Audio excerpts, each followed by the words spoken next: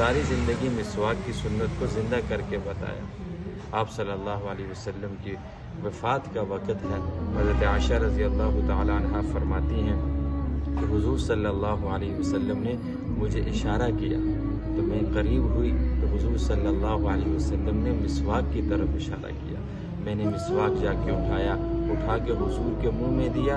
آپ صلی اللہ علیہ وسلم کی بیماری کی شدت کی وجہ سے دانتوں میں اتنی سخت طاقت نہ تھی کہ آپ چبا سکتے۔ واپس وہ مسواک میں نے اپنے منہ میں لیا اور اس مسواک کو نرم کر کے میں نے حضور کے منہ میں دیا اور حضور صلی اللہ علیہ وسلم نے اس حالت میں بھی مسواک کو کیا۔ علماء نے 70 سے زیادہ فوائد لکھے ہیں کہ مسواک جو ہے وہ مسوڑوں کو مضبوط کرتی ہے، نظر کو تیز کرتی ہے، معدے کو صاف کرتی ہے، جو منہ کی بدبو ہے اس کو دور کرتی ہے، اللہ کی رضا کا سبب ہے، فرشتوں کی محبوب چیز ہے۔ جو انسان مسواک کرتا ہے اس انسان کی زندگی میں خوشحالیاں آتی ہیں، اس لیے ہمیں مسواک کی سنت کو اپنی زندگی میں لانا چاہیے۔ السلام علیکم ورحمۃ اللہ۔